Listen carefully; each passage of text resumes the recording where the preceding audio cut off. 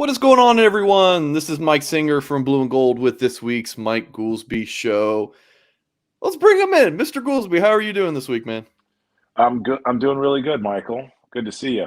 Yeah, it's good to see you. We got a great show lined up this week. I'm playing host. We have Mr. Goolsby, and we also have Mr. Tim Hyde. Tim, can you show the boat behind you for folks watching on YouTube? Because people Yes. always joke about how you're in Uh, a boat. Yeah, the So- light's in the way, but since I busted out the boat, since everyone thinks I'm on a boat and Goolsby's in his little house, so that should be the name of the podcast, like once a month.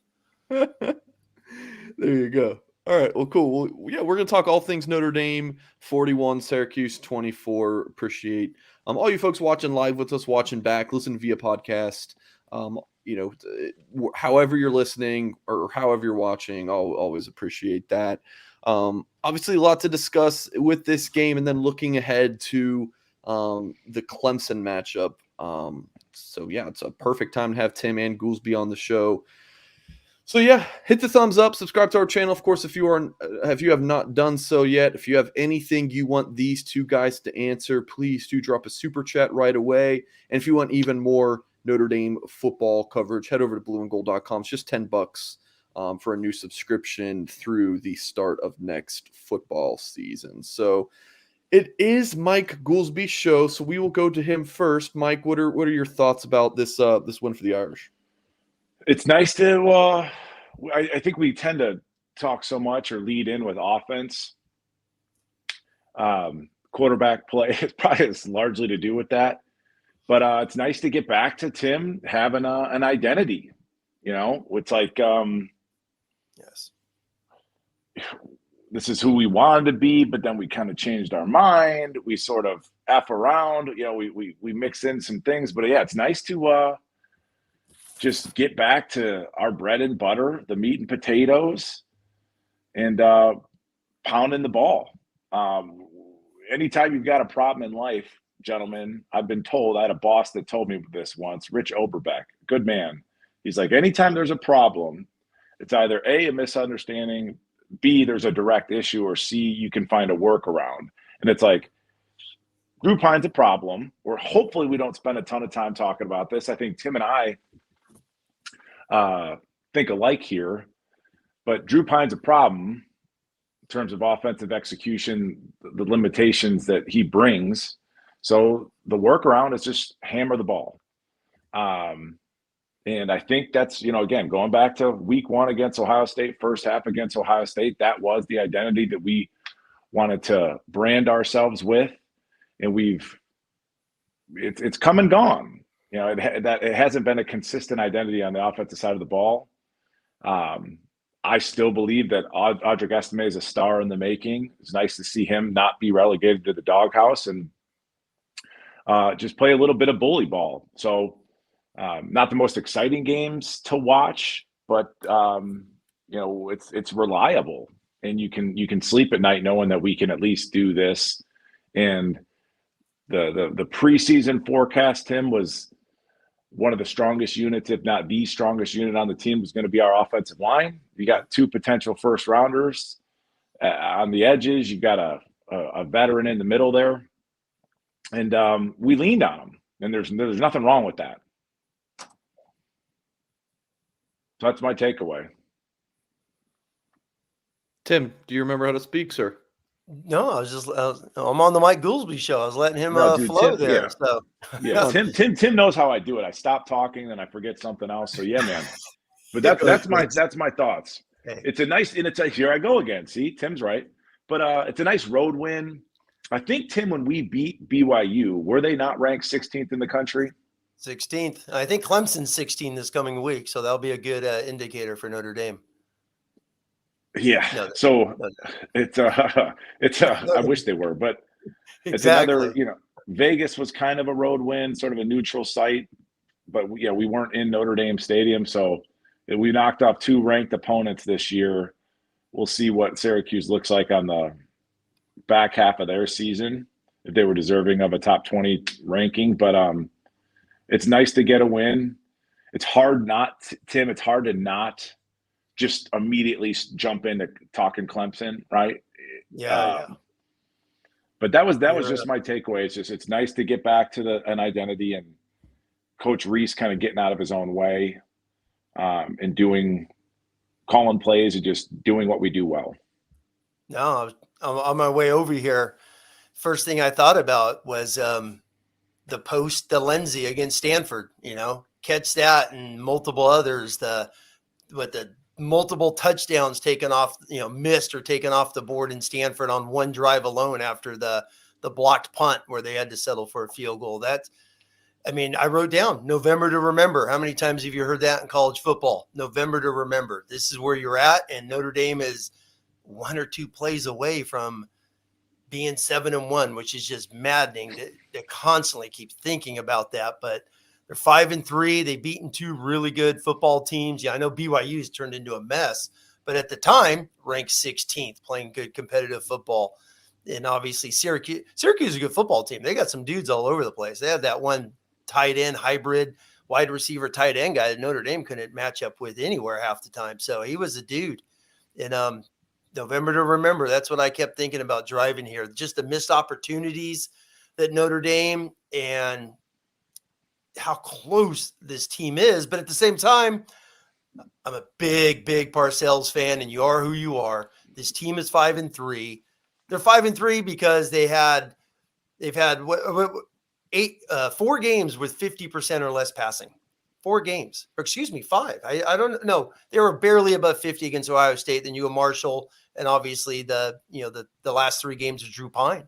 Drew Pine goes first 3 starts over 70%. He's up there looking like Jimmy Clausen in 2009, slinging the ball over the place. I mentioned a month ago. Now he's got 3 straight games under 50. I know he was 52 against UNLV, but those are the 2 little shovel passes that aren't even a pass, which they count. So technically, he's 3 straight games under 50%.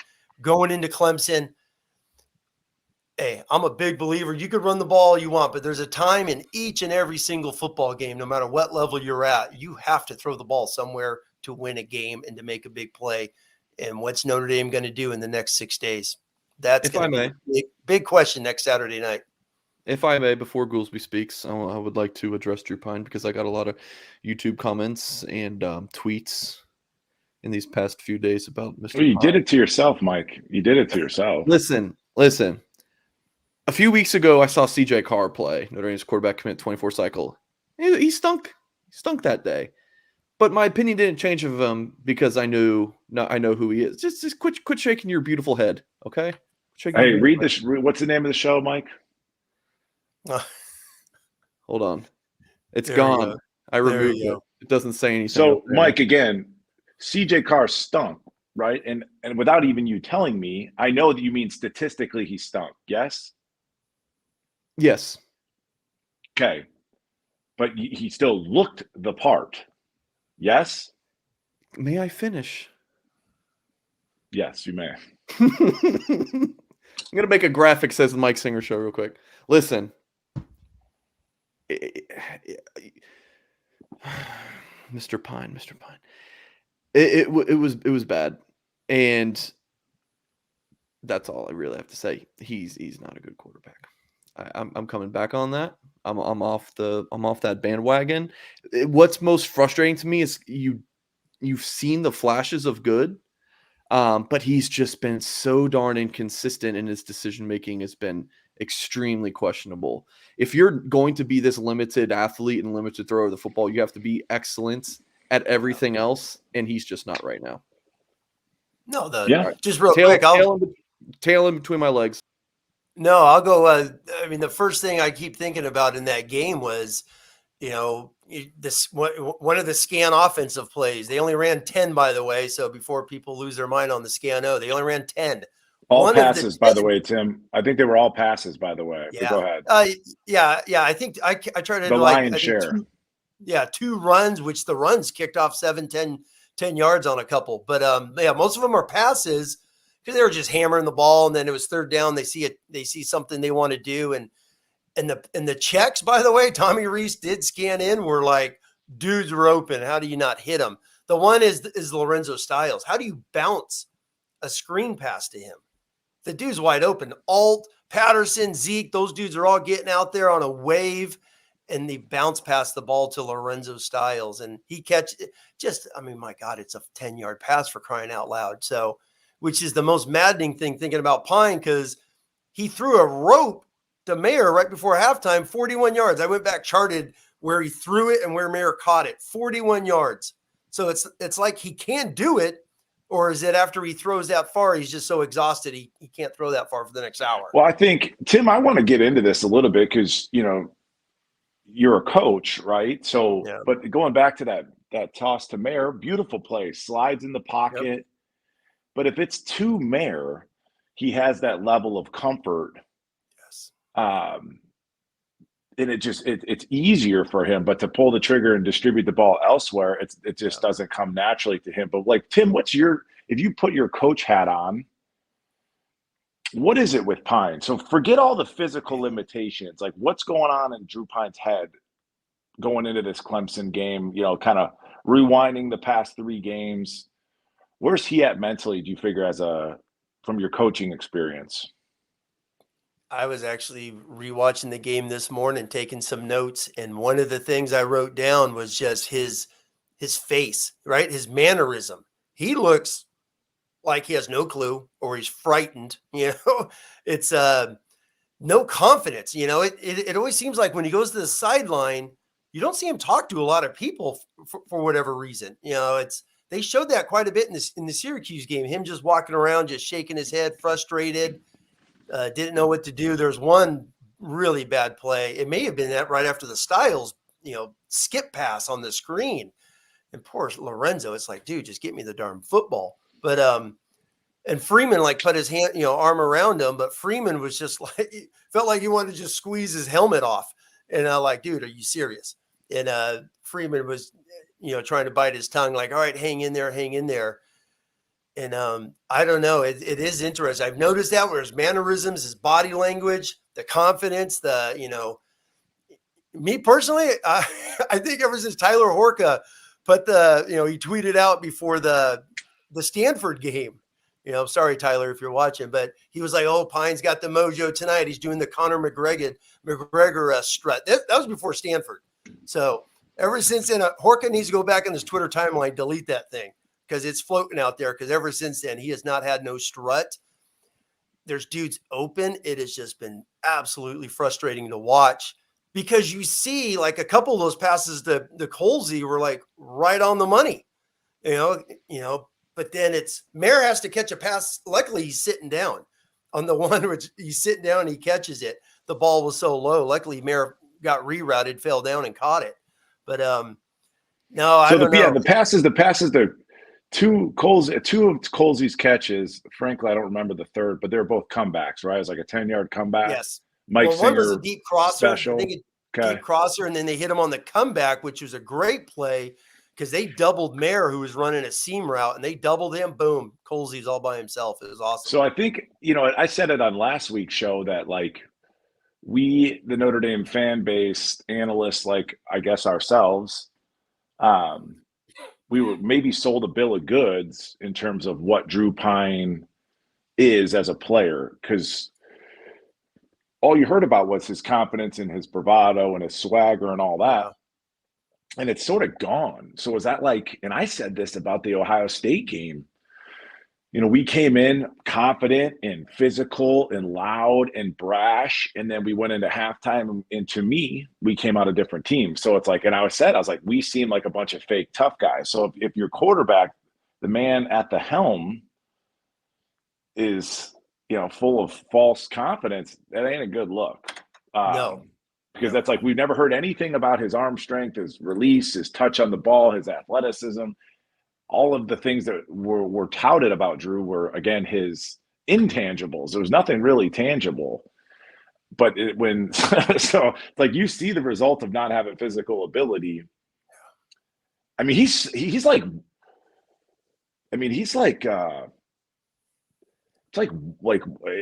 you told me that Drew Pine was a walk-on, I'd be okay, I would have some empathy there.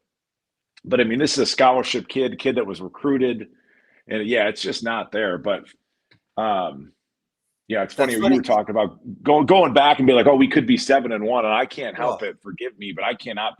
I can't be like, man, what if Buckner had this time? What if Buckner had this running game? How many first downs would have Tyler picked up in this game, given all the time that Drew has back there? Okay, maybe nothing's open. We're working off the television copy. Tyler had to take it off. I agree. And picked it up on foot. I agree, because that's been the thing where people are like, well, the book on Drew Pine's written, so to speak. Everyone knows what to do against him. Drop 8. Q's dropped 8 a bunch of times. And Stanford did as well a bunch of times, but you're right. Just take off and run. No one's accounting for his scrambling, which is the big difference between him and Ian Book. Ian Book would take off and go get yards if it's 3rd and 7. Hell, I'll go get 10 yards scrambling. If you're not going to spy me, you would have to obviously spy Tyler Buckner. So they're just dropping 8. He's no threat running the ball. And it's noticeable, and it is hindering the team. Luckily, they just hammered the living high hell out of Syracuse up front and just bludgeoned those guys. I mean, they're going 3 tight ends. They're bringing Thomas Salerno in like his double wings and just playing 10 on the line of scrimmage or 9 on the line of scrimmage and just smashing it. And kudos to those running backs who just had some huge holes. I know people always talk about, it's all inside A gap runs. Those guys were cutting it to the C gaps a lot off of cuts, which a lot of inside zone is supposed to do. And the tackles, I have to give kudos to both those guys. When they would run to the right and cut left, Joe Alt's smashing dudes. And go back and rewatch it, people, out here listening to us tonight, is Blake Fisher probably has 6-7 pancakes on cutback runs where he's just smashing the living hell out of dudes. They're running left, cut right. I thought he had one of his best football games, at least down blocking. Huge. I'm so excited to see Blake as a junior, and just I can't wait for him to clean up his body just a little bit, work on conditioning, foot speed just a little bit more, because gosh, you can see it. Yes. But yeah, he just needs another year, I think, to really kind of clean himself up. But I agree, and I thought, kind of getting away from Drew for a moment anyway, Tim. The things that we tried to do creatively in the run game, I did think that. Yeah, I think in Tyree's first series, they tried to run stretch with him, and I think because of the dome, and I think Zeke Correll couldn't get off the ball, or maybe the guy over him. Their defensive end, number 17, made a play from the backside, but we weren't quite synced up with the snap, and I think the noise had something to do with that. And I think we ran a little screen to him. Ran a little swing pass with him. Yes, swing. The next play, it was a dead play on the stretch. Love to see him under center on that stretch play, kind of that USC thing that we talked about, Tim. Yep. Versus being in that pistol formation. But it was interesting to see that, like I've been saying it all year, the usage of the backs and the packages and the different spots where we would plug them in, whether it was leaving, depending on, but I mean, the different backs that we would have in pass protection, short yardage, we're putting Tyree in there, which is like, it never quite synced up to me. And I think that this many games into the season, Coach Reese seems to have a better handle on, we're running this play or this package, whether he's, rotating guys in with Coach McCullough. I feel like they've got that licked finally. I think they finally got that resolved in terms of, we're running this type of play. We want this type of body type in there in the backfield. Tim, I was going to say real quick, what's that? You got 30 seconds, Tim. We gotta move somewhere else. Go ahead. I mean, the whole Chris Tyree thing is he's the third running back. He's fully established himself to be the third running back. He really, the other two are more violent. They're better cutters. They're better football players. Chris Tyree does not have a lot of wiggle, a lot of cut to him. He's the third running back. So whatever he gets from here on out is taken away from those two, I feel. Last thing, Mike, it is the Mike Goolsby show. All right, damn it. Zip it.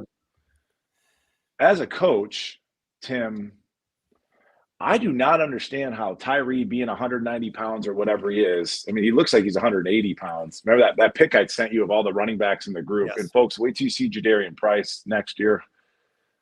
Holy smokes, as Tim would say. But why can't Tyree, as small and as light as he is, make one cut and put his foot in the ground and go? He always has to do the stutter step, the chop steps. I'll never understand it, why somebody can't work with him on as light and low to the ground as he is, he should be able to make that cut in his sleep without all the choppy steps. It really frustrates me because I really like Tyree. And I remember one of our first shows, Singer, you and I did, it was like Tyree versus what's his face from Clemson? Shipley. And I was like, I prefer Tyree. And I mean, I'm eating some crow there when you look at their careers up to this point. But that's maddening to me, that aspect of Tyree's game. Sorry, Mike. Go ahead, buddy. All right, we're just going to go ahead and hear from one of our sponsors, Rogue Shop. It's a husband and wife outfit, as Mr. Rogue and his wife Shar are craft cannabis farmers who specialize in small batch sustainable plant medicine, a true holistic type of small business. Farm it and grow it all themselves, do everything by hand. And their website to visit, as you can see on the screen, it is www.rogueshop.com. There are products that give you euphoria, but so much more than that. Products that have been known to help with anything from stress and anxiety to chronic pain and insomnia. Have a question about what their product does? Jump on a live chat with the owners of the website and they will steer you in the right direction. Shar and Mr. Rogue will take care of you and answer anything you have. And their goal is holistic healing, making your life better if you suffer from stress, insomnia, reducing inflammation, anxiety, and mood disorders. They have topicals that are great for pain in specific areas as well. And when you write as many articles as I do and as many YouTube shows as I do, you don't get great sleep unless you have some Rogue Shop products. So fall asleep, stay asleep, head to rogueshop.com. Promo code blue and gold gets you 10% off. Again, blue and gold. That promo gets you 10% off. So please do head over to Rogue Shop and check it out. How is it that Bolton Landing, who never sponsored us, gave us a few free samples, whereas Rogue Shop is a sponsor, we haven't gotten any free samples? Sounds like a great discussion to have off air, Mr. Goolsby. All right. All right, moving along. Tim, Goolsby, where you guys want to go next? Actually, we can go super chats. How about that? We've got a few super chats. So, all right, John Monty says, I wish we had a quarterback to get these receivers the ball downfield. 2 years is a long way off, or even 1 year. I guess he's kind of talking about incoming quarterbacks. Any thoughts here, Goolsby? Yeah. Again, it really limits the offense. And this is the thing. It's hard to Tim, you can probably chime in here, but it's like week to week, you take in the game, you digest, you talk about it. Unintentionally or intentionally, I tend to look at things like big picture. When I committed to go play at the University of Notre Dame, I did sort of win a national championship. Like in my heart and in my mind, that's what I thought I was doing. And it's like big picture, that's what we think about. I still think about is like big picture culture, all these little things, recruiting wise, positions of need, areas of improvement. So it does feel good to get a win against a team like a Syracuse and to beat them up, Tim. But when you think big picture, it's like, man, we ain't without a quarterback and without a little bit more elite traits, more elite traits at the wide receiver position, we still got a long way to go. So while you do get encouraged and you do get excited about a win against the Syracuse on the road, you kind of come back to earth and you're like, man, we got a long ways to go. In a Clemson is even a little bit. I think we'll beat Clemson. I thought we'd lose to Syracuse and beat Clemson. I think we beat Clemson, but when we're talking about knocking off Alabama, Georgia, shoot, even a Michigan nowadays, like you need a quarterback. Oof. Oh yeah, that's why so much of the conversation the last month has always been about the past. Everyone wants to rip, as Reese, recruiting, Kelly, all these things, and I don't know, something changed with me a couple weeks ago where I just switched it, and it was just like, you got to focus on now. You got to focus moving forward. This is my belief: is who cares what happened in 2019 recruiting or whatnot? Sure, does it hurt now? Of course it does. But it's all about Freeman. It's all about what he's doing, these coaches, his culture, as you talk about there, Mike, and moving forward in recruiting and the skill class he has coming in. These running backs he has coming in are freaks. They just are. There's not one running back in this program right now that cuts like Love, Edwards. These dudes run. Estimate will run you over. Diggs has a little. Tyree, I just don't think Tyree's a shake and bake type guy like some of these guys coming in. Some of these receivers are just better pass catchers, better true receivers than what's on the staff now. So I'm looking at it like, move forward. What the heck's going on? It really, really stinks. I could say this 6,000 times in a row that Freeman, Reese, I'll throw in Mike's buddy, Chad Bowen, who's the recruiting coordinator. I'm just saying there. I'm just using him out there because he's a recruiting guy, Mike. But he's part of it. All that dude does is recruit. And these guys could not get a quarterback this year, which is just maddening. Maddening how these guys could not find one. And especially when someone's on campus and all he does is recruit. So that's going to be the biggest question moving forward. Guys want to talk about moving forward, throwing balls, all that good stuff. They've got to get a transfer quarterback, whoever the heck that is. Because there's some bad quarterbacks out there too. So I've coached a long time and I've coached guys that have transferred. Just because you get a transfer don't mean that dude's a dude. Brandon Joseph transferred. He just finally made a play and it's game 8.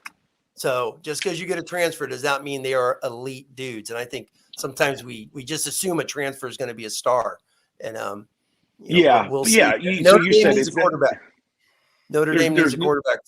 Go ahead. I'm sorry. There's no guarantee that a transfer or even a highly touted kid coming out of high school isn't going to hit, right? I mean, it happens every year in the NFL. Guys are paid millions of dollars to evaluate and draft, scout, etc. However, Tim, those kids aren't a liability. I mean, Drew's a liability. Yes, I agree. I agree. There's no way they could go if they win out.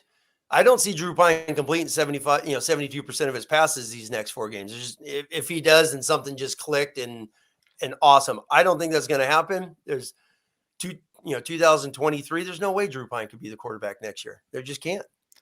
So yeah, and I don't know if there's opportunities there to dump the ball off to check. I mean, Tom Brady's going to go into the Hall of Fame, and that's what he did throughout the course of his career, is just kind of check the ball down. And it's like, I don't know, can he not see? Can he literally not see downfield because of the wall in front of him?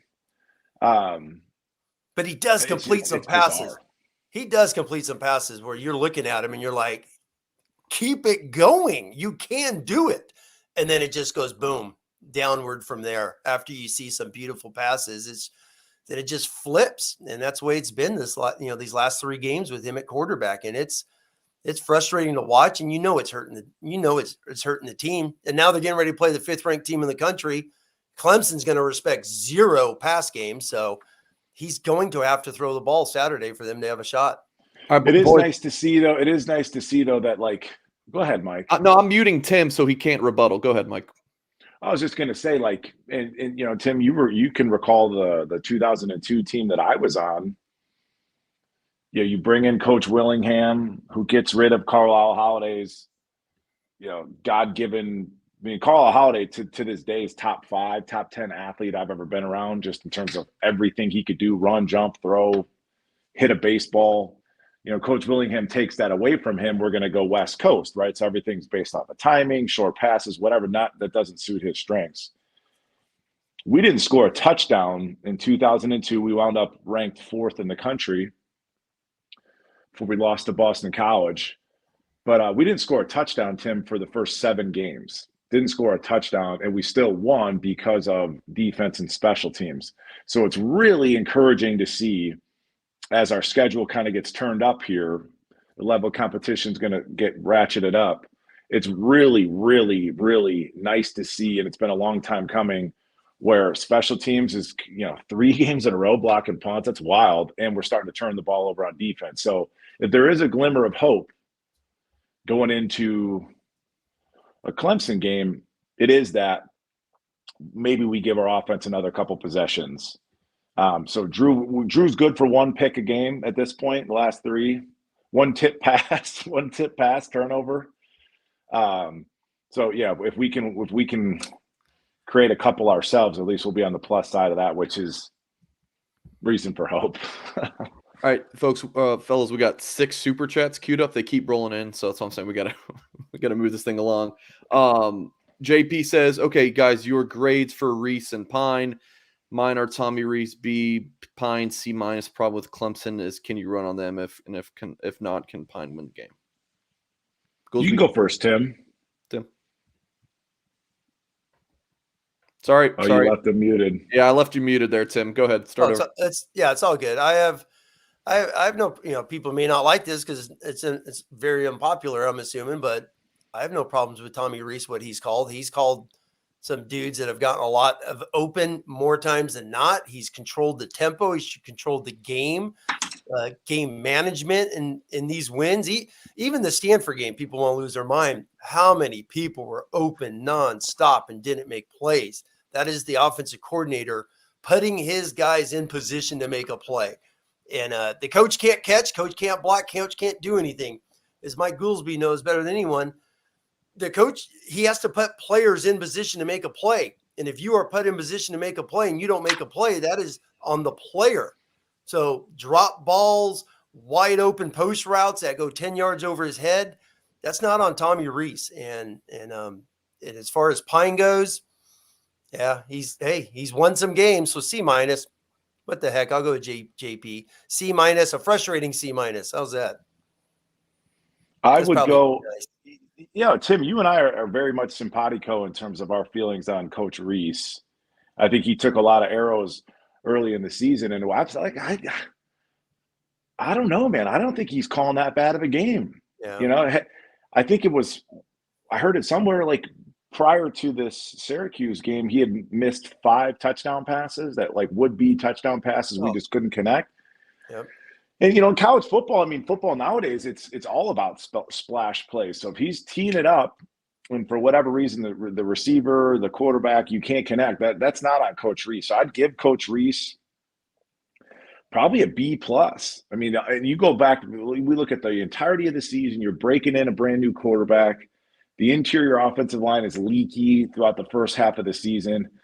You've got this ragtag group of wide receivers with inexperience and talent that we're not quite certain what that level is. And I still feel like we don't really quite know what's in that room. But he comes out with wrinkles. Like the Mitchell Evans thing is a nice little wrinkle. I don't know if that was an original Tommy Reese idea, if we saw that elsewhere, but I like the usage of Jaden Thomas in this game, Tim, kind of putting him as that attached tight end thing with his body type. It's interesting to me. Yeah. My critique of Reese would be his assessment of talent, I think, but in terms of the specifics of play calling, I'll give him a B+. I really, a B+. And as far as Drew Pine goes, he gets a participation trophy. You showed up, have your juice box, and some orange slices or whatever, and get out of here. Jump in the minivan and go home. He gets a participation trophy. We're not even going to give out letter grades. Yeah. What's the next one, Mike? Yeah. Go to the next one. Jonathan Parsons wants, or why not go to the ACC full time? About to get our 26th win versus the ACC. Any thoughts on this? Just quickly, guys, on because we got a couple more super chats from John, but you guys thoughts on ACC?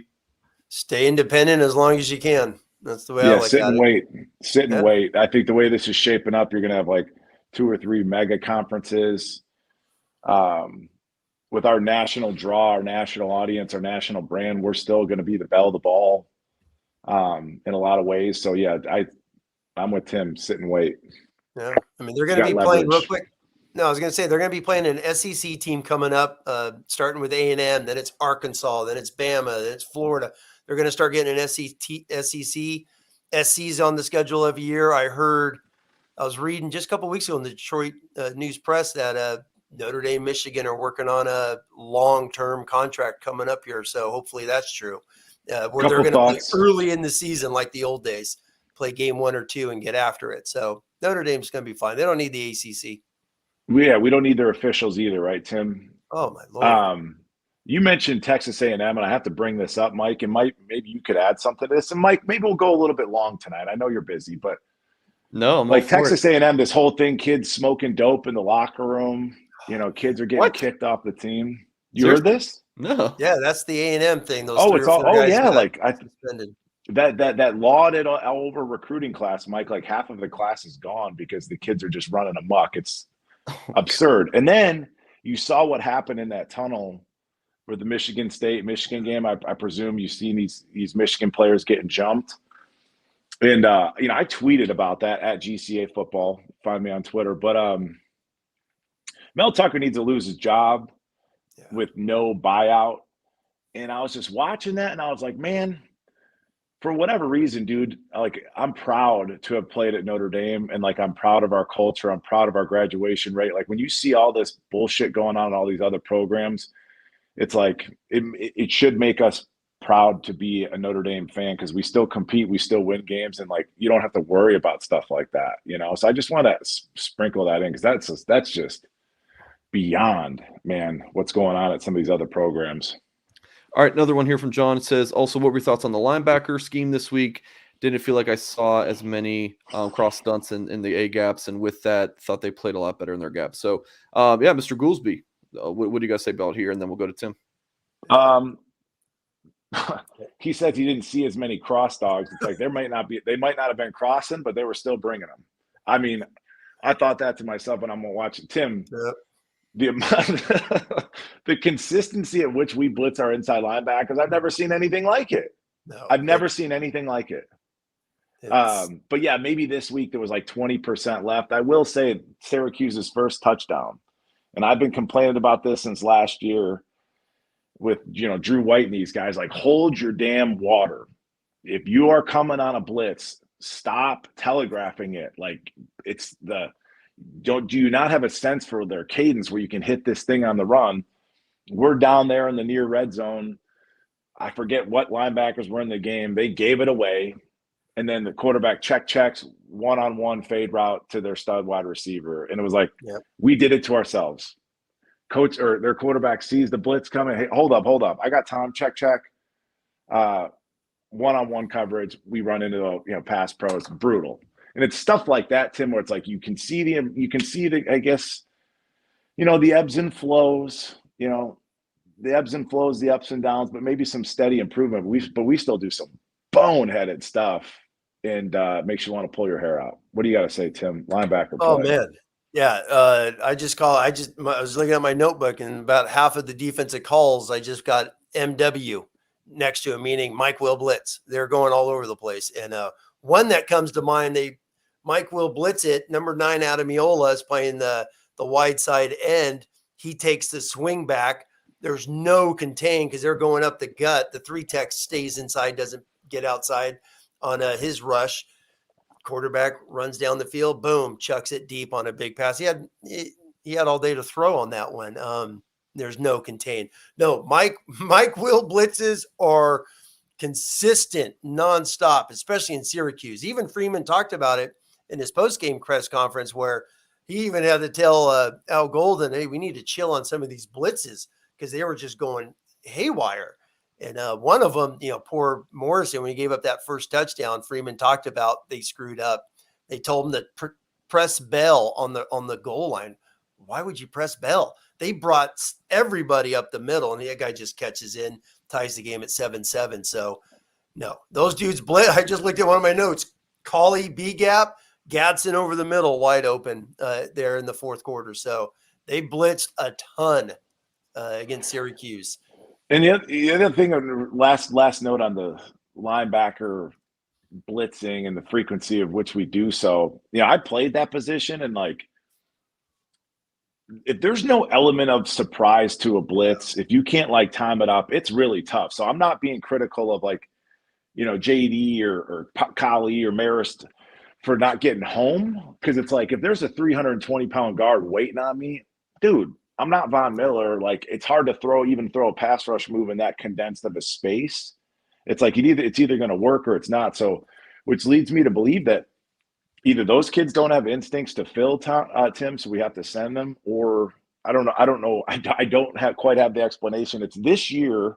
The Mike Will is last year's Isaiah Bosky playing inside linebacker. It's just, what the hell? Yeah. It's like we got rid of that, and then we jumped to this year. Oh, yeah. Super chat here from Dennis.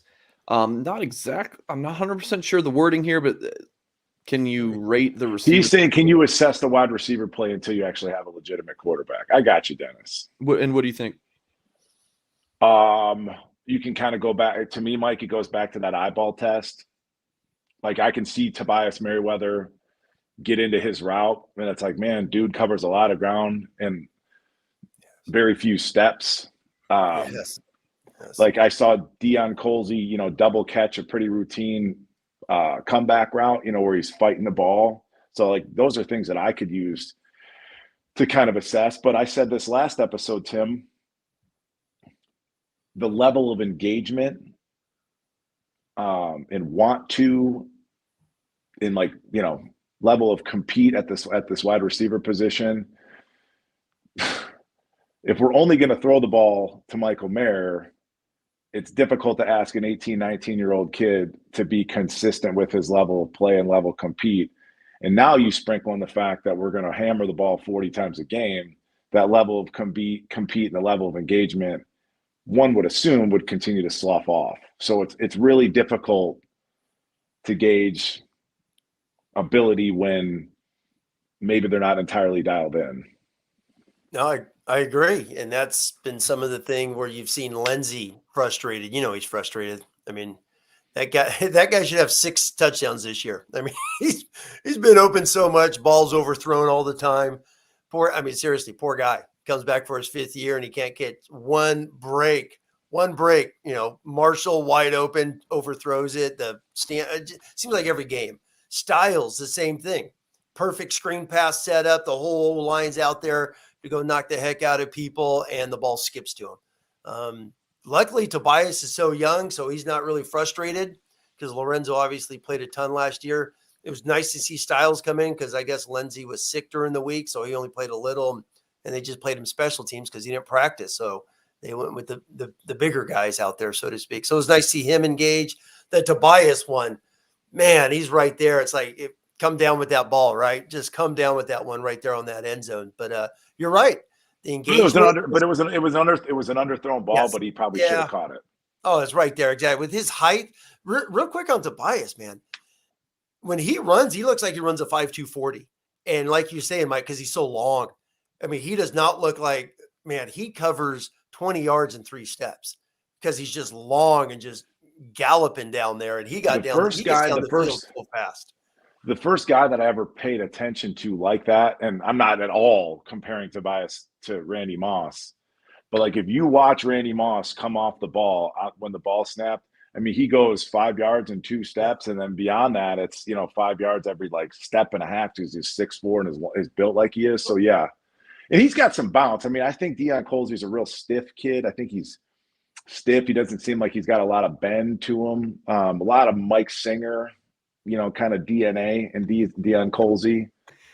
So, but yeah, I want so badly for Styles to get back in the flow of things. I just really do, because he was such a shining star last year and gave us a lot of reason for optimism. And I'd love to see something, maybe God, if we could have completed that screen pass, but I still have a lot of, he's got a lot of upside to me in Styles. What's funny thing about last year was that the receiver position, it was all about Styles and Colsey. Why are we playing so-and-so? Why isn't it Styles and Colsey?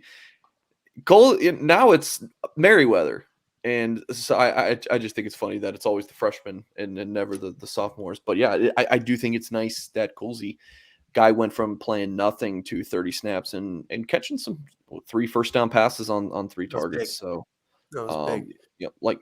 But can I last thought, Mike? Yeah, of course. Go ahead. I'm begging you for your time show. On my own self. Your show. I said this earlier about Coach Reese. I think he's a pretty good play caller. And the execution is one thing, and is that his game planning and the practice prep that leads to poor execution? I don't have that answer. But the plays that are dialed up, I like them most of the time.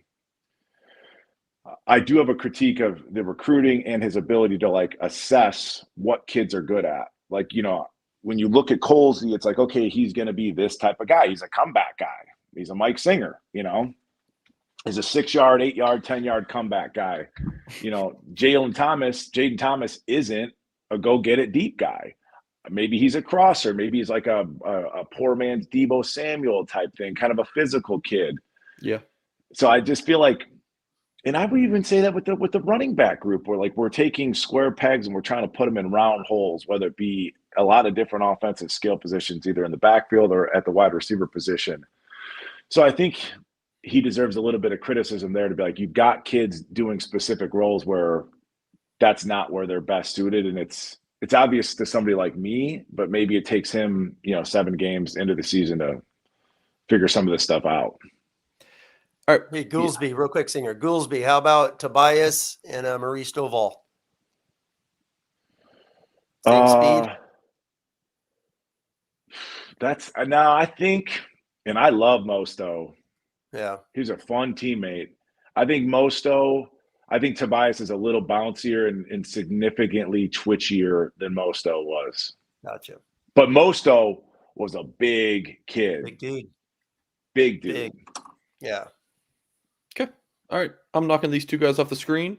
And it's time to hear from another sponsor, which is actually Mike Goolsby's favorite sponsor, if I might not add. And if you are looking for that perfect gift for a Notre Dame fan in your life, or dare I say yourself, there's one place to go, and that's Augie's Locker Room, which is located less than a mile from Notre Dame Stadium and was named the best Notre Dame's collectibles in the country. If you are a passionate Irish fan and you're looking for that special Notre Dame piece to complete your rec room, go to augieslockerroom.com. And for people watching on YouTube, you can see just a few of the awesome items that they have, which includes Notre Dame Stadium pieces, jerseys, helmets, autographs, one-of-a-kind Rockney items, exclusive Joe Montana signed items, and Augie is partnering with famous sculptor Jerry McKenna to be the exclusive dealer of his Notre Dame bronze statues, which are the statues you've seen around the stadium. Augie has Jerry McKenna's artwork for sale in his store as well. And if Augie doesn't have it, he will find it for you. Visit augieslockerroom.com or stop in at 1811 South Bend Avenue and see the vintage helmet display dating back to 1890. augieslockerroom.com, 574-277-NDND. All right. Yes. Always. It's awesome as always. Augie's Locker Room. Super chats. Still got a few queued up. I will say, Mike, whenever you talk about my past as a wide receiver many moons ago, you're always spot on. Spot on, sir. Hey, I'm an evaluator, dude. Have you seen my tape?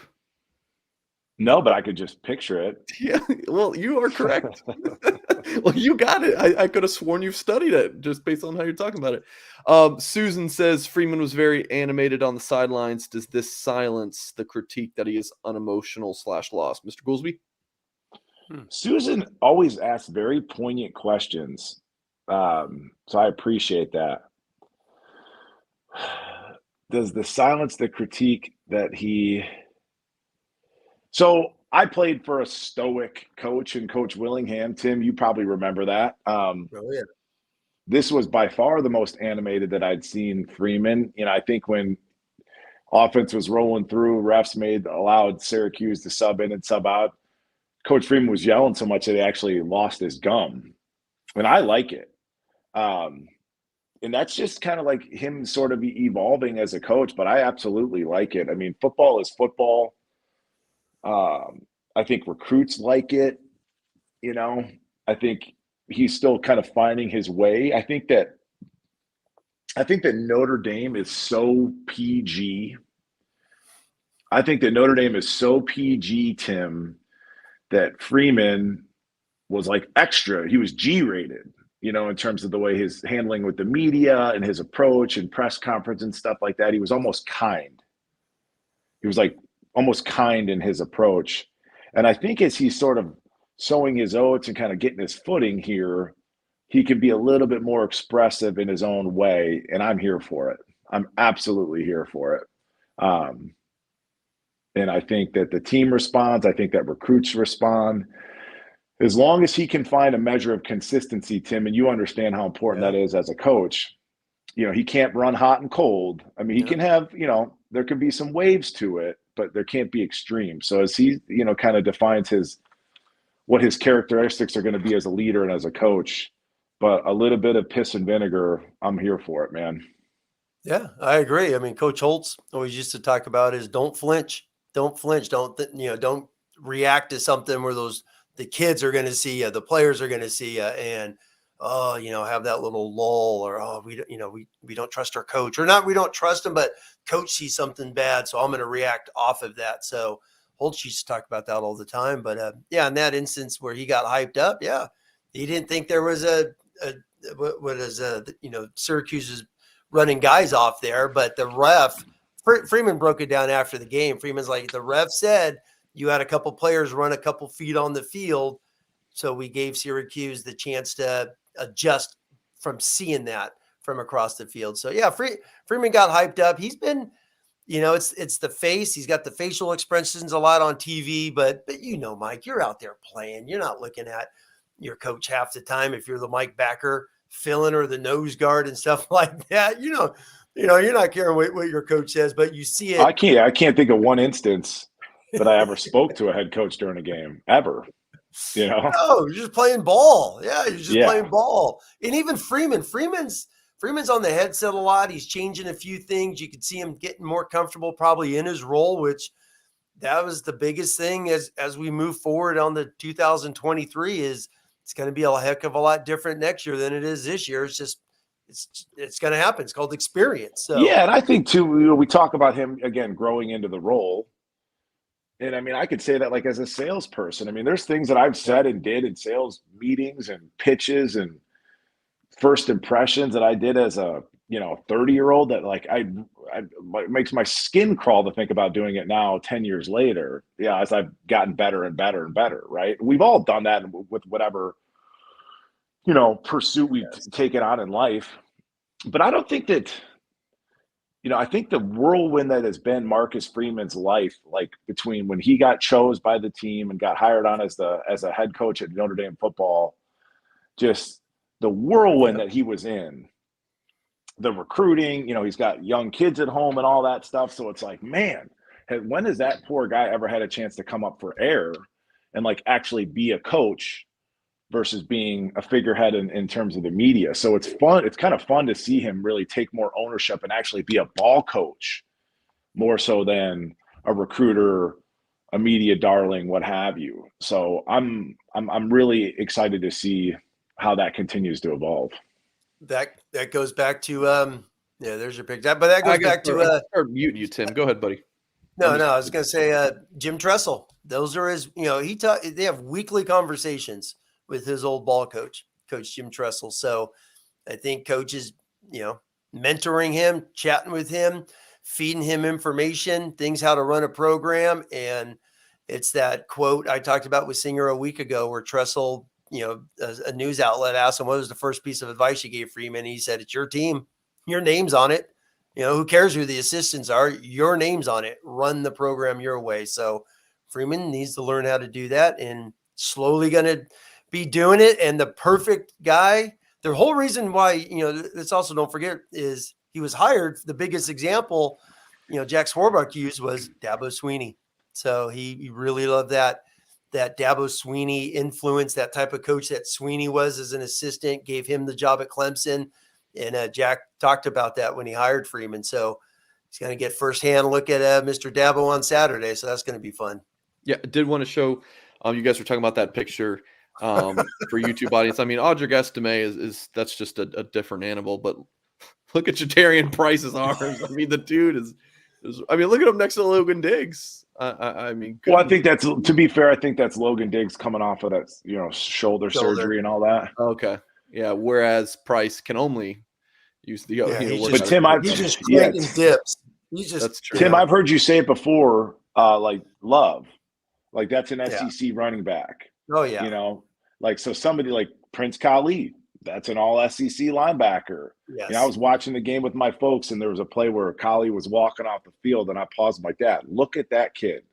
Yeah. Look at that waist. I mean, that's so. And Sneed. To our Sneed. point, yeah, Jalen Sneed. I mean, but there was a picture. Why Coach Freeman's here. That's why Coach Freeman's here. There was a picture of him on the TV, just smiling. He was happy. It was a big play, and you saw him in the background, and he looked like Jadarian Price. So he's been putting in the work as well. But same thing. Those are SEC dudes. And those guys need to get on the field pretty soon. And once they do, just a different level of speed out there, you know? Yep. Tuli Alamaka played a ton of Viper. I think he got 6-7 snaps playing Viper this past week. So is that going to be a sea change moving forward for him? I found that interesting, watching him run around out there. Mike, you got more super chats. Oh, of course we do. Good to go. Another one from Jonathan here. He says, a Notre Dame quarterback's top attribute can't be an intangible. That's quoting Mr. Mike Goolsby, most honest statement in a decade. Mr. Goolsby? I said put it on a T-shirt. All right. There we go. I love it. Appreciate it. Super chat. Milton fan is he's been disagreeing with the assessment on Drew Pine and saying the issue is Tommy Rees and the garbage recruiting and development. Thoughts here? We'll go to Tim first.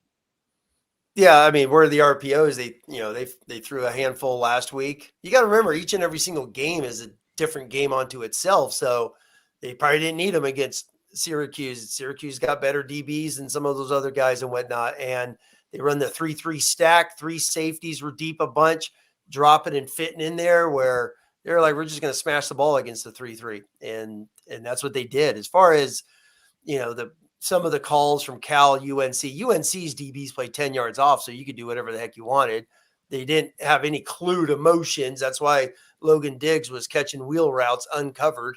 So completely different game. Once again, every week's a new week. And as far as garbage recruiting development, you know what, I'm going to say probably another unpopular opinion, but what 25-year-old assistant football coach out there is going to have carte blanche to do anything he wanted?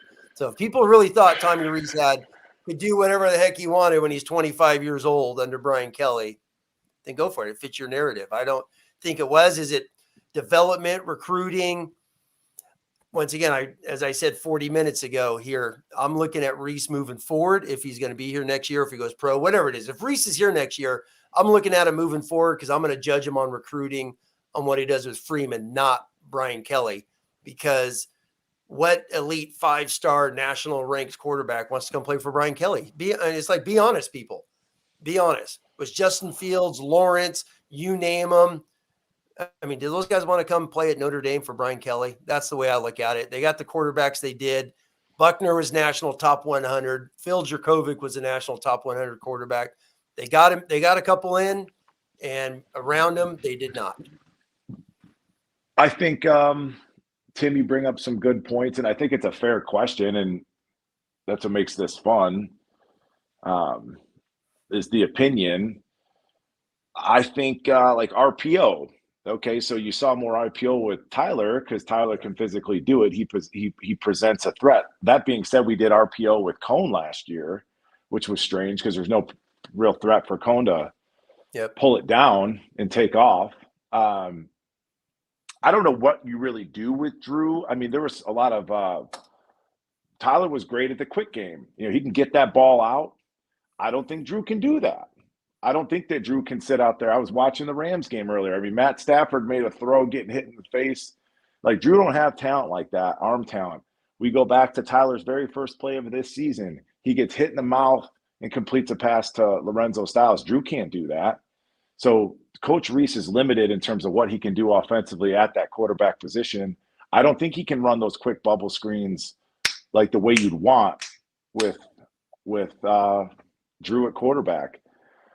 Rees as a recruiter, I think that influence matters is kind of what you're saying, Tim. That's the way I heard you. That's what I heard you say, is that Kelly's influence on Rees as a recruiter. Now maybe take a look and see what Rees's standard and what his influence does for Coach Rees as a recruiter. That'll be interesting to see. I've dealt with Coach Rees as a recruiter with that tight end that I worked with. Mm-hmm. And there was a little bit of arrogance there. So you're saying, well, what kind of a 25-year-old kid, 27-year-old kid? It's like, well, there's a little bit of arrogance in terms of his willingness to go get this kid. It was almost like you're talking to a curmudgeonly old coach versus talking to a young man. So that was an interesting take. Is that real quick, Goolsby? Real quick, Mike. Does that stem from his influence of Brian Kelly? I would agree. Yeah. his dad's been in the NFL and, big time football for, 40 years, whatever it is. So you have two big time influences on him. And as you know, influences tend to rub off on you, kind of like Freeman is with Coach Jim Tressel a little bit, when you look at it from there. But can a tiger change its stripes, Tim? So We're going to find out, aren't we? Yeah. Maybe, yeah. Maybe he ends up down there at LSU. Who knows? Speaking of Tigers, but yeah, because if that's his core DNA, if that's Reese's core DNA, is that sort of, for lack of a better word, arrogance that he maybe inherited from his father and his background and Coach Kelly with the way that he approached recruits.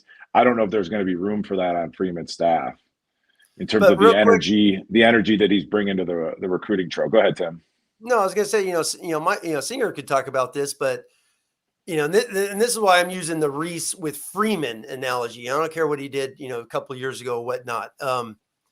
The first thing, as soon as Freeman gets aboard, what does he do? He goes out and sees Tobias Merriweather, correct? He goes out and gets him. He goes out and gets Billy Schrauff. He went out and kind of laid, the foundation of trying to get those guys, close that guy. It was Tommy Reese who got Billy away from Wisconsin, the big offensive guard.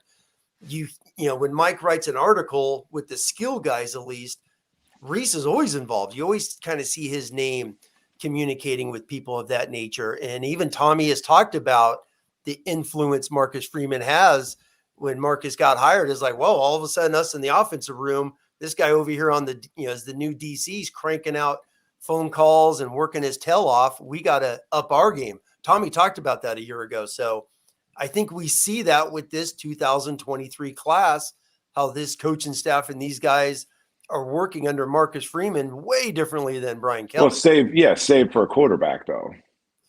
Which is the biggest question in the world. So, and that's Tim. We're talking about what we're talking about. True. We're talking about quarterbacks. Okay, but once again, I'm a coach. I've been a college football fan my whole life and whatnot. I am a firm believer. The college head football coach matters. It matters. Hot take. I mean, it matters. Look at all these great head coaches with great quarterbacks. It matters. The college football coach is the biggest influence. I feel when you're going to some of these elite dudes, that's the way I look at it. When Notre Dame's gotten major dudes over the years, head coach has been involved. Head coach, they want to play for that head coach, winning, whatever. I don't know. Maybe I'm wrong. I don't know. You could talk about Billy Schrauff as an elite interior offensive lineman, and you talk about going after a 5-star kid that's been groomed since he's 9 years old to be a first-round pick in the NFL. The approach to recruiting those two individuals is in their teams around them, their people, their family, whomever, it's completely different. But we can move on. Sure, I agree. There's a little go ahead, Mike. What's up? There's a little argument going on our YouTube show, and it's not me. This is refreshing. Go ahead, boy. No, it's nice because Goolsby, Mike brings up an amazing point where, as good as the 2023 class is, they don't have anyone that could rush the quarterback, and they don't have anyone to throw the ball. So the quarterback recruit in 2023 is the biggest, most shocking thing under Marcus Freeman's tenure. Tommy Reese is the OC. It's puzzling. I mean, we could sit here and talk for an hour with Mike Singer on quarterback recruiting. It's like, what the heck happened? Well, you would think if you had a board, which they did, and they've got a board. So if Dante Moore was our 1AA plus, yes, right, and there was the other kid. There was another kid, the Clemson kid, the Oklahoma kid. Those were the big three. So why don't we have an A, B, and a C? So it's like A is your 5-star Dante Moore, B is maybe a Midwestern kid with nice size, nice measurables, or what have you, and then C is like a Josh Allen. Man, this kid's got a hose for an arm, but he plays rural ball in Georgia, and he's going to take time to develop. But man, we love those physical traits. Yeah. Like I look at, Nebraska. I look at, I live here in Omaha, Nebraska. I look at the Huskers roster. They've got 4 or 5 quarterbacks on their roster. And a couple of those dudes are like, one kid's a ridiculous athlete, developmental guy. One kid's got a huge arm. And, there's degrees of it where it's like we went all in on one kid. And I don't think that's good business. But I agree. Go ahead. I mean, I mean, Mike, Singer's talked about this before. We talked ad nauseum about this in February, March, April. It feels like on the whole Dante Moore thing, but I mean, Singer probably doesn't want to say too much, but who knows? But as he's written about it, is what in the world? I mean, did they just? From what I've read from other out there podcasts, and things of that nature, where it really just seems like they went all in, and that's what happened. It seemed like, as Mike Singer hates more than anyone on the face of the earth, the silent commitment. But do you take that? Do you trust that? Going back to your point, Goolsby, is when Dante Moore, this is my take, when he left Notre Dame that day without committing and told Freeman and that whole staff, Reese and all the guys, I'm going to go take some more visits. Those guys should have just been beaten down the door 35 seconds after Moore left with his father that day. And they didn't. And they let it float around too long. And they got played. They got played. They got played. And so there's no contingency plan whatsoever. And again, we're not saying, and let's not turn this into the Dante Moore thing. God bless the kid. But like, if he's your 1A and there's 3 kids that we put, categorically are those 1A type 5-star, can't miss, future NFL guys. Okay, Dante, out of respect for you and your situation and whatever, we're not going to recruit any of those kids, but we have to at least get that, that Midwestern kid that's a plan B type kid who's maybe not a 5-star, but he's taller than 5'9", can throw the ball 45 yards. Plus, we're going to go after these kids, Dante, and we're just going to keep an open line of communication. Oh, and there's this other kid from, Colorado that's 6'6", he's got an absolute hose for an arm, and we're gonna look at him. You obviously know, Dante, you're the guy that we want, but also we got to run a business here. You got played, Mike. What else we got going on? We can't keep talking about Dante Moore. No, sorry, Tim, you're muted, my friend. We got to move along. Love you, Tim, but we got to go. Rick Palmer says, could you see a defensive coordinator using the scan offense we use against us? So basically, Notre Dame has the check with me, and then the defense moves to basically offset whatever Notre Dame is changing to. What do you think? What do you think, Mike? Yeah, I absolutely do, and I think so. We check, they check, or they come out in a dummy look, make us check, and then they go back into what they were playing. So there's absolutely a level of games. Yeah, there's an absolutely gamesmanship to that. Luckily. Who did Clemson play? Did Clemson have a bye this week, Mike? Yeah, had a bye. That worries the hell out of me, because you got a whole week to break down X number of, check with me's or scans. It's like you're stealing signals in baseball. That worries me. But yeah, that's absolutely a possibility. They check, we check, they check, or they come out in some dummy look that makes us check to this, and then we go back to whatever we're going to play on defense, we being the other team. Tim? Yeah, totally. Yeah, I could completely agree. It's a chess game. It's a chess game. But if you start adjusting too late, as we saw North Carolina trying to do, dudes are going to be open, uncovered, and that's for me at least, when I watch it, you haven't seen a ton of adjusting and whatnot from defenses. At least watching the TV copy, obviously trying to see guys adjust and change things. You can't, because it does go fast. That's one thing Pine has done, is when they do the scan and and they get an audible, man, he's snapping that ball less than 10 seconds after he makes an adjustment. Boom, the ball's being snapped really, really quick. Okay. Yeah, but it's not Peyton Manning versus Ray Lewis and Ed Reed. It's not the back and forth. This is college. Yeah, this is Syracuse, Notre Dame, right? Anyway. Yeah, UNLV. Last week, exactly. All right, another super chat here. SJ says, thoughts on starting quarterback next year? Good transfer QBs won't come to Notre Dame unless they are guaranteed to start. I think your statement there is debatable, but we'll go to Goolsby on the thoughts on starting quarterback next year. Yeah, it's a little bit of hyperbole there. There's no guarantees in anything. And if that's what it took to get X kid to the school, we don't want him in the first place. I like Buckner, man. I do. I really do. I think that you got to see a game and a half of a sample size with a leaky offensive line and a shitbag group of wide receivers that were unproven.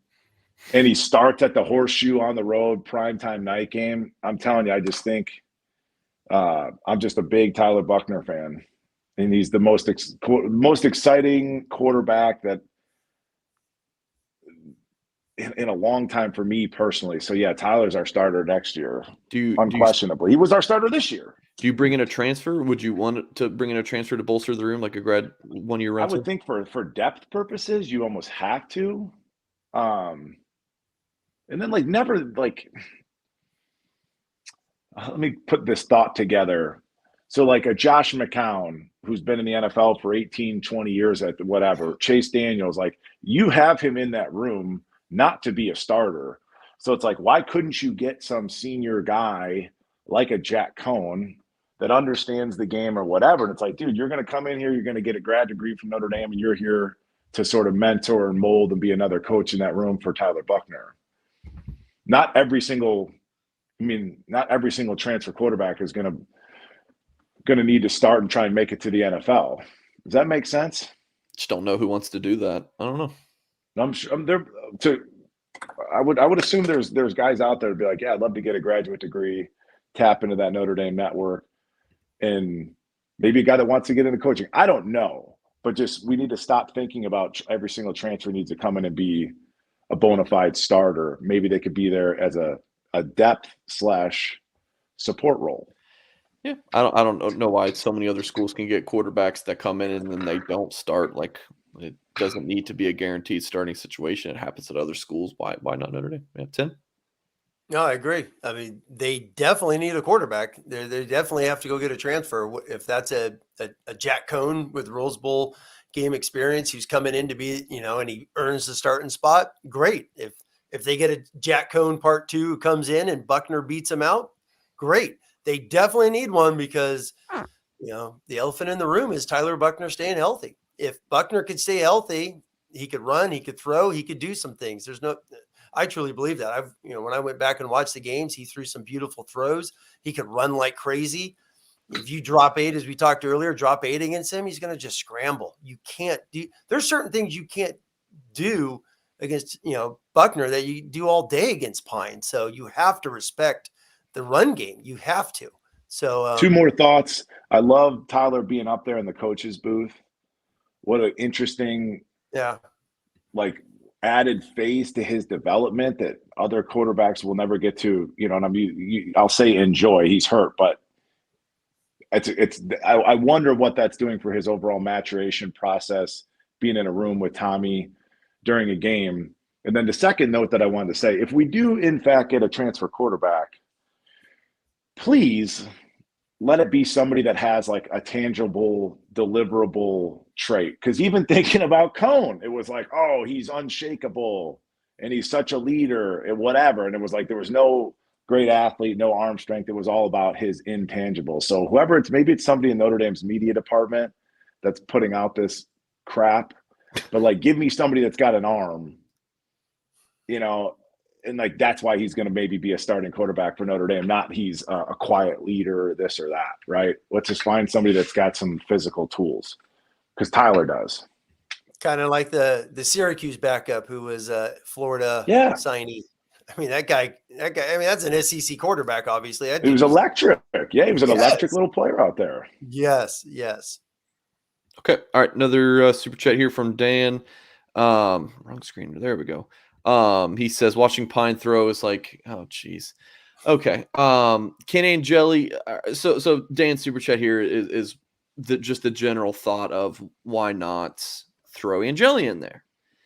And I think this kind of goes back to part of the receiver discussion. It's always the shiny toy you don't know about, right? Is the grass green on the other side? I feel like a lot of people calling for Angeli don't really know anything about him. I think he was 3 of the 4 websites had him ranked as a 3-star. Like, I mean, Pine was a much more decorated recruit coming out of high school than Angeli, which, is just a part of this discussion. But I don't know. Is anyone here calling for Angeli to take over the job right now? We'll go to Mike first. Yeah. Tim, you can go. Oh yeah. Oh man, my take's pretty easy. If Steve Angeli was as good as some people think he was, I think he would have played the rest of the game against UNLV. What a perfect opportunity. Pine gets knocked out, and Jelly comes in. Evans, scores, and then Steve comes in the next two plays and hands off. If Angeli's a legitimate Notre Dame quarterback, what a perfect time to get a freshman in there. I mean, seriously, had he been a guy, they got, I'm not comparing him to Klubnik against Clemson, but they got him in. They let him throw the ball a little bit, only 4 times against Syracuse. But if Angeli is a legitimate quarterback, they would have just said, Pine, go take it easy. It's Angeli time. And it wasn't. And for me, as a coach, as a dude who's watched a lot of football, I think that told me more about Angeli than not. I didn't get. I'm just being brutally honest. Because if Angeli is up in practice, Pine gets knocked out, and Jelly finished the game, you're the dude, let's make a change. He's our hot freshman. That did not happen whatsoever. Mike, why do you hate the take? Why do you hate Tim's take? So you think that he should have got – you think that we're learning a lot about this situation based on him not getting a lot of garbage time? Steven Jelly's been getting first-team reps since the Cal game. He's been with the varsity before the Marshall game. Obviously, Ohio State Marshall. He was down on the scout team. They even said he never got any first team reps. Cal week comes, he is the bona fide backup. So he's been repping now for 5-6 games, whatever it's been. Lose track here after Marshall. So he's been getting first team reps each and every single week in practice. He's getting first team reps. So Tim, so you're saying I'm trying to help you out. So you're saying that if Angeli was the guy, he should be prepared enough by now. No. If he was the guy and the coaches know he's the guy, he would have played that UNLV game when Pine gets cold cocked and knocked out. Okay. I missed the part where you said where he got knocked out. But where he got knocked out. If he's the guy in practice and he's tearing it up in practice, and Reese and Freeman are like, man, Angeli's going to be a dude. It's UNLV, for crying out loud. Pine gets knocked out. Pine comes back in the game because, my humble opinion, they know what they have with Steve Angeli, and they weren't going to finish that game with him. Or Pine was just fine. Or Pine was fine to play. Which then Pine's that much better than Steve Angeli? Then that's even a worse thing. That no, he just didn't get hurt, and he goes and plays. If you don't get hurt, you continue playing. I don't know. It's just to make that move create so much. Tim, you're the coach. Goolsby, the former player. You guys tell me if I'm wrong. You make that kind of quarterback change. Are you splitting a locker room? I don't know. I have. I've made that decision like that sometimes, and it took us to a league championship. So I've made that decision where you're like, okay, the older guy gets hurt. Let's go with the young guy. We know he's better. We know the young guy's better. The young guy's going to do more for us. Nick Saban did it. Nick Saban did it in a goddamn national championship game. Exactly, with Tua. Exactly. So let me chime in. It's a big risk. It's a big payoff. He's the better. If Angeli's the better football player, what's the risk? That he starts the rest of the year as a true freshman? Listen. Linda, listen. So here's the thing. We talked about influence earlier. We talked about, I don't know who makes that call. Is that Freeman's call? Is that Reese's call? Is it a mutual decision? I don't know. But I believe that Coach Kelly's influence on Reese is like that of safety. It's of low floor versus high ceiling, right? So he's going to, risk reward. Angeli might throw a pick. He, maybe he understands 30-40% of the offense. So risk reward, let's just roll with Drew if he's not really hurt. Right. And then you're saying, okay, I'm critiquing Tommy's ability to assess quarterbacks and assess the skill positions. So it's like, what is Coach Reese's? Somebody asked questions of these guys at the stupid press conferences, but what are your tiers of things? How do you stack rank what's most important at your quarterback position? Because based off of what we hear through the media, it's confidence, it's stoicism, it's a level-headedness, it's moxie, it's nothing. So it's nothing tangible. So if Coach Reese is assessing a quarterback's ability to play based off of practice, he executes the things, he does all the checks. If that's what he ranks as most important, then he's going to roll with Pine. If he puts physical ability, arm talent, etc., at lower down the rank, Angeli's not going to move up. Does that make sense? So it's like, what criteria are you using to assess your quarterback's readiness and ability to play? Hopefully that makes sense. Thirdly, Angeli wasn't ready to go in the game. Wasn't even taking snaps, Tim. Like, it wasn't like they had a contingency plan built in. He was like, oh, what's going on? Should I be doing something? Like, he's a backwards hat guy, by the way, Mike Angeli. He wasn't ready to go in the game. But he was the next series. He was the next series, and they handed off twice, and they took him out. So the last thought that I had, and I've been saying that Angeli's not ready just because it's big-time college football, although I think they did kind of run a pro system out there, Bergen Catholic. I'm going to assume they're well coached out there. But it did cross my mind for the first time watching this game, like, bro, if this is all we're going to do, put Angeli in. Yeah. I mean, if we're going to run the ball 45 times a game, put Angeli in, because I want to believe, and I haven't seen him throw the ball, but I want to believe that he can push it to Tobias or to you name it.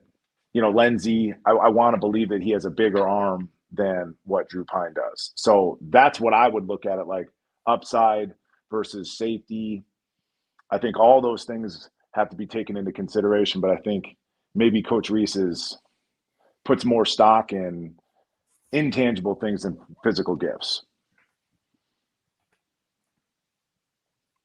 Crickets. All right. All right, moving on. If no one has anything to say, I mean, this is a shock. We're caught up on super chats. I will say on Angeli, the young man can do no wrong. I love him. But also, we were texting the three of us earlier. I'm nervous. Pine's taking some shots, Tim. Oh my gosh. Yeah. Yes. One of us said, I'm surprised he didn't get a concussion. I think I said. That was me. Maybe he did. Maybe he does. I mean, it was. Oof. So it was a matter of inches between. Go ahead, Tim.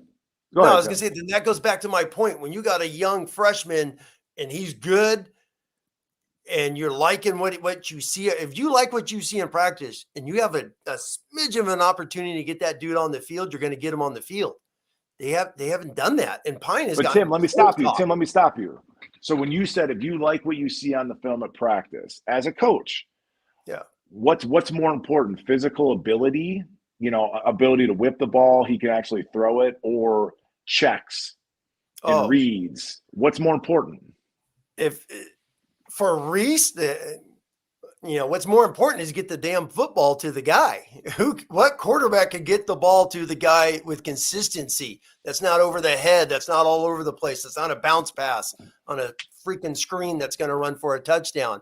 That's the thing. So is Angeli not getting the ball to these guys at practice? That's what's crossed my mind the last 2 weeks. I mean, Pine got crushed on that drop 8 where he scrambles. He's holding the ball for 12 seconds. Joe Alt can't pass pro forever. The guy runs around and just knocks the heck out of Pine from behind.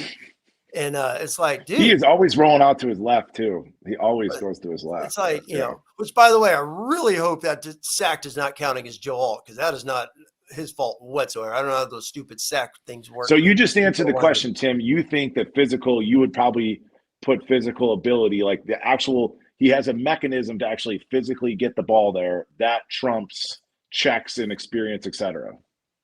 That he's a freshman. He's a Mike, you played with Matt Lovecki. Tim, you should run for politics. You just never answer a question. Answer the question. Run for an office or answer the question. You put physical ability or experience, playbook. What's more important to you if you're making that call? 3 weeks. Hold on. 3 weeks in a row, Pine's under 50%. He's under 50% 3 weeks in a row. This is who he is now moving forward, from what it sounds like. So why not get Angeli in if he's doing the things necessary in practice? That's, I think, the most frustrating. What are those things? What are those things? That's what I'm trying to drill down to. Completing the darn ball. Okay. The ball. Hitting a wide open post. Yeah. Those things, getting the ball out to receivers, hitting Tobias on a post, like you're saying, don't underthrow it to the poor guy. It's pitch and catch. A lot of this stuff is just pitch and Yes, catch. so much So, of it is. the last thing, just to be fair to Steve Angeli, let's not pretend that we've got, the next Trevor Lawrence on the bench. No. Is that fair to say, gentlemen?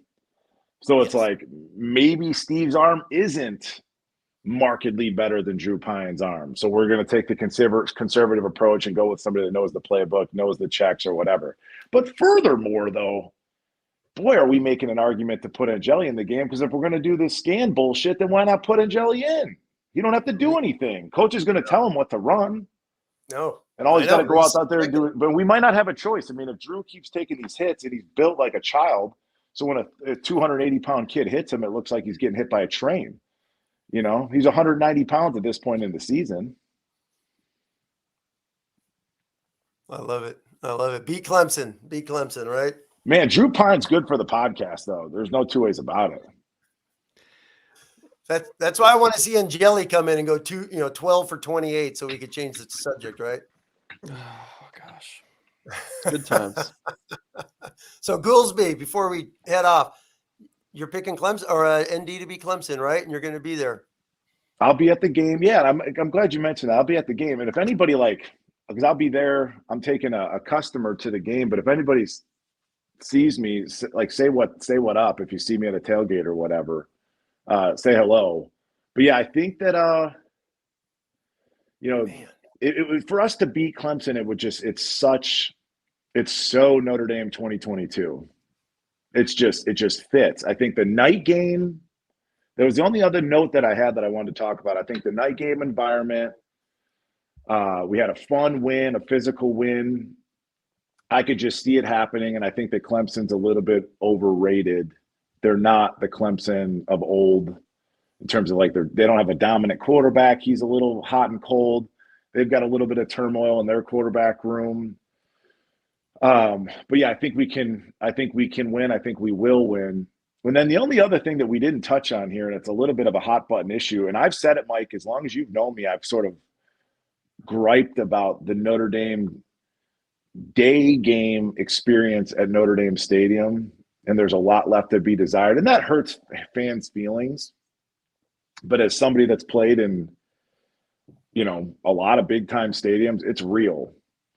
And it's gotten to a point, folks, where you can see where the way the Notre Dame team plays at noon or whatever on a Saturday in South Bend and the way that we play in a dome in, northern New York up there in Syracuse, it's palpable. It's real. So I think that fans should do something. If you're going to the game, do a little soul searching and be you have to understand that taking in the campus, going to the grotto, doing all of it, man, it's incredible. It's beautiful. I think it's something that every college football fan should do. But the crescendo of the day is the freaking game. Yeah. You know what I'm saying? So get up for the game for the sake of the kids playing because they need it, and you could see it. It's almost sad in a way that we play so much better on the road, and I think that the kids are culpable, obviously. The coaches are culpable to a degree, but I think that fans should take some ownership of those outcomes and the way the team plays as well, or take pride in it, however they want to look at it. My computer just froze, and I'm back. Okay, so are we still live? We didn't miss you. Know what? Catch passes, catch the deep balls against Marshall and Stanford, and there's not a home field issue. I mean, fair enough. Well, you don't. I would disagree in terms of the. I'm not saying it's wild and crazy, but I'm just saying the level of energy in terms of the way these kids play on the road versus the way they do at home. It's noticeable. That's why I picked Notre Dame to beat Syracuse. You know who didn't? I didn't. I know that. All my coworkers. I did. It was a motivational tool. It was motivational. Notre Dame won because of that 9 for 19. I mean, that's really what it was. Yeah. I'll be honest. I was, watching the game. I did not think they're going to just smash the living heck out of Syracuse like that. That was wild. But you know what? It always helps when you're starting quarterback is injured. So Syracuse definitely had an injured Q. Yeah, and it helps when the opposing nose tackle is 260. Yes, Right. yes.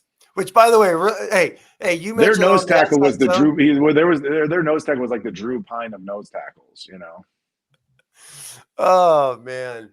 Hey, big win on the road, which, by the way, Goolsby, you did talk about Notre Dame coming off a big win, night game. Wasn't that BYU Stanford? So we'll see if Syracuse Clemson hopefully is a little different. I'm telling feeling you, good about it. the Clemson.